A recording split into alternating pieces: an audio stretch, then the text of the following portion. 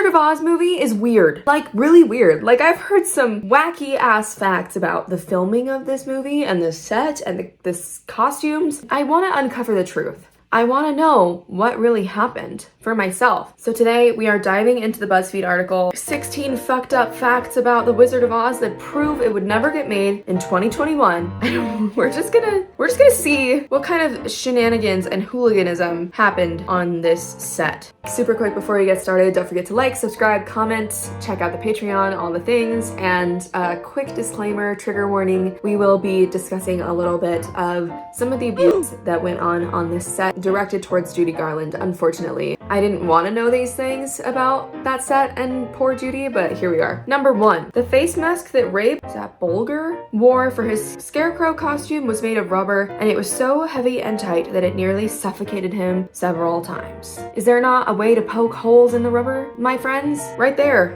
and then you're good. This poor man. Imagine like you're like, wow, this movie's really gonna change my life. And then they're like, when you get there, they reveal that you have to wear a death trap. That's pretty fucking intense, and I respect the grind. What an icon.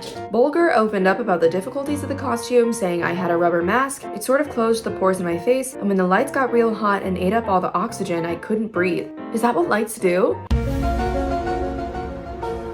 That's weird. I'm not sure about that one, Ray. In fact, the costumes were so unbearable for all 3 men on set that Judy Garland remembered how each one was making bets as to which makeup was the most difficult all the way through the picture. That's not that fun. I did forget that Judy Garland was in this movie, though. Don't call me out. I don't know that many things about Judy Garland, okay? Did she literally play Dorothy? She was Dorothy! Alright, you can call me out. That's a little bit rough to not know. 2, the studio executives at MGM treated Judy Garland so terribly that they often referred to her as a fat little pig with pigtails. That is so rude. Look at this little child. She weighs 80 pounds. The physical and verbal abuse that Garland went through on and off set was absolutely wild. Louis B. Mayer, the co-founder of MGM, often referred to Judy Garland as my little hunchback. Her weight was consistently monitored too. That makes me uncomfortable. I feel like that is inappropriate. Those are inappropriate names and behaviors around a child. In fact, Louis B. Mayer apparently had Judy Garland on a strict diet of black coffee, chicken soup, and 80 cigarettes a day, along with diet pills to reduce her appetite. I think I would kill myself. They'd be like, okay, it's mealtime. Here's your next 20 cigarettes. I don't know how I would respond. 80 cigarettes a day? Is that humanly possible for a little child of this size? Also, why?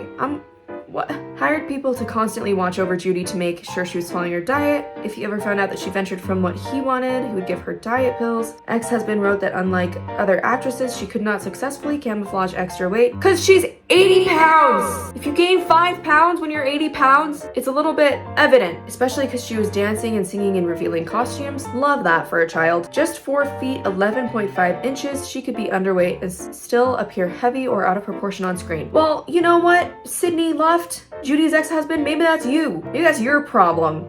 Oh my god. Men. Sexist predator men. How old was she when she was in The Wizard of Oz? 16! I'm gonna look up what she weighed just for the hell of it. Okay, 100 pounds. Yeah, when I was 16, I was like 120, 130. Leave her alone. Okay, I'm skipping the rest of these that aren't fun because I don't want to read about. No! God, please, no! So we're just gonna go ahead. Several of the Munchkin actors ended up getting arrested between shoots. These are not the kind of facts I was looking for, but you know what? Margaret Hamilton suffered such severe burns on her face and hand after a stunt went wrong that it looked as though someone had taken the top of her hand and peeled it like an orange. Oh, that's horrible. That's a horrible description. As a writer, I hate it. This particular incident occurred when the Wicked Witch of the West was supposed to make her dramatic, fiery exit from Munchkin Land. There was a trapdoor on set that didn't open fast enough, so Hamilton got caught in the flames. Seconds after the mishap, she looked down at her hand and saw the damage. From the wrist to the fingernails, there was no skin on the hand.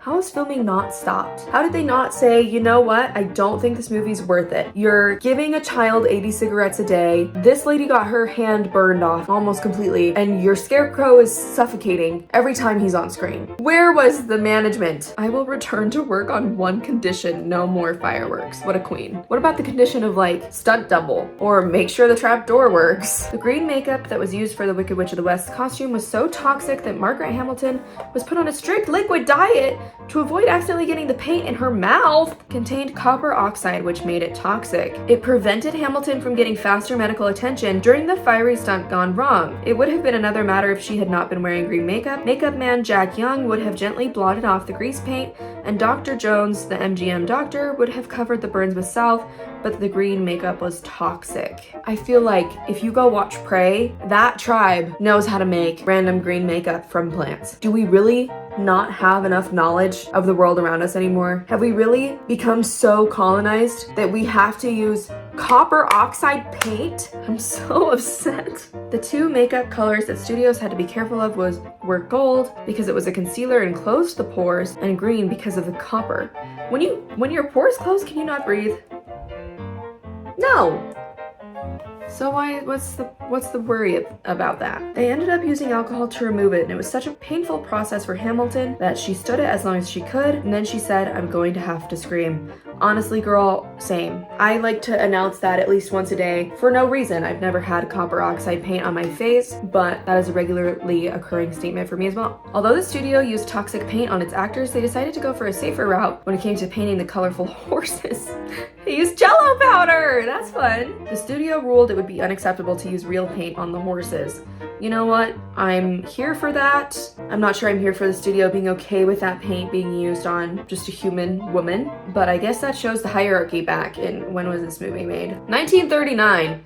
The hierarchy went men, horses, women. There were no men with copper oxide paint on their face and no horses, but the women, it's okay. The horses invariably managed to lick off most of the Jell-O between shots. That's so precious! Okay, here's the one that I'm really here for. 9. The Cowardly Lion costume was made of real lion skin and hair and weighed over 90 pounds. Yet another example of someone showing up for work and people being like, "Here's your 90-pound costume, sir, of real lion skin." That's so fucked up. And it's so haunting too, like looking at these images. Like it sends a little shudder down my spine. He's like, ugh. He's wearing a real lion. That's some Lion Witch in the Wardrobe shit right there. And if you're curious, one of the costumes for the Cowardly Lion sold for over $3 million at a New York auction a few years ago. Why? I think you could get an actual taxidermied lion for less than that. That's just weird. That feels like a fetish. Like someone was in this lion costume and I know that now. And I want it in my home. That is so strange. Betty Danko, Margaret Hamilton's stunt double, spent 11 days in the hospital after a pipe in the character's broomstick exploded. Okay, so she did have a stunt double. Her stunt double was just already in the hospital. So they were like, well, that stunt double is out and it's 1939 and women are so rare in the workforce. We have like 2 women that are actresses.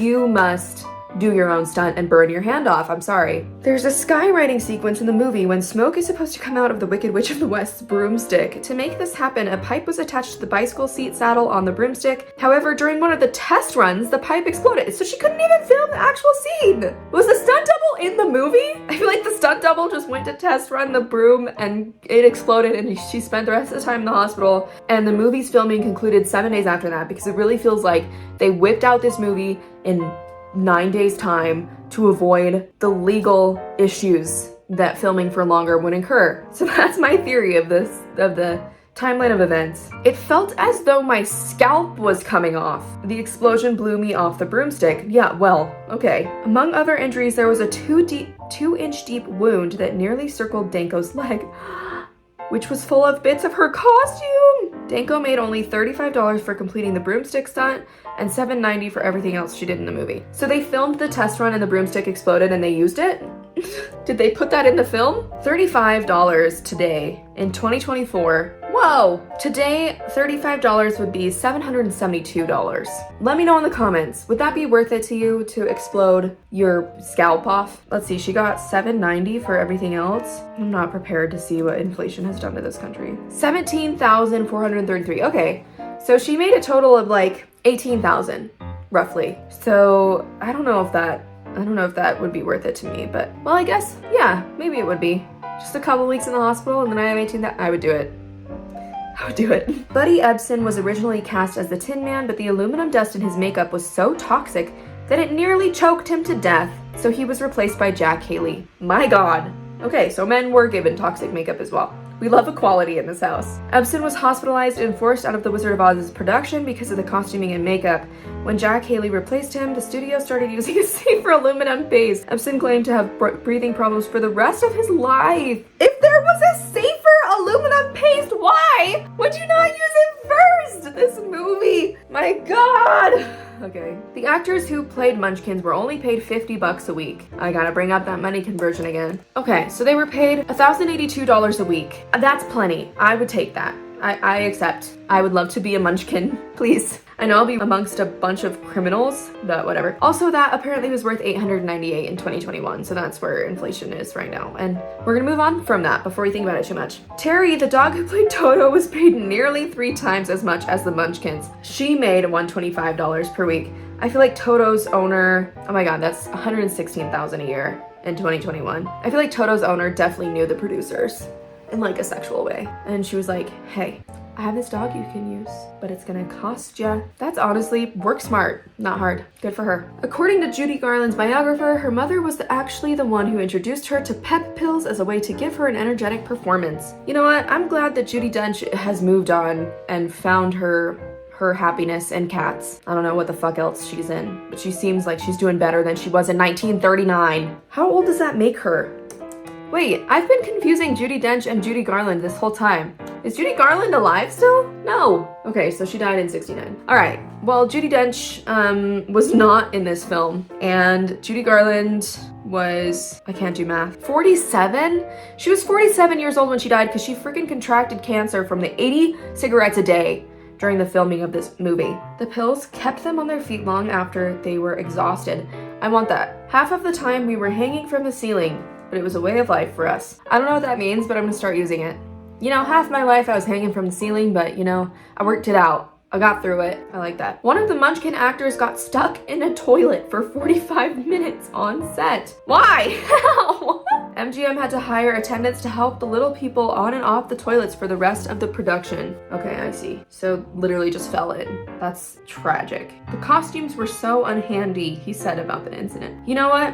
I played a Duloc dancer in the Shrek musical in my junior year, I think. And yeah, I can see that. I understand. Finally, the snowstorm that took place in the poppy field scene was actually asbestos, which is highly toxic, falling on the actors. My God. This was a really common practice on movie sets back in the day. In case you were wondering why Judy Garland died at 47. Movie studios used asbestos because it was fireproof, unlike cotton. What? Are you gonna set the snow on fire? What? Studios also tried using cornflakes that were painted white to look like snow, but this method was too noisy because of the crunching sound it made whenever actors walked during scenes. What about like wool? Like shave a fucking sheep and just cut it up, right? It's better than asbestos, right? Anyways, that was The Wizard of Oz. I feel really enlightened.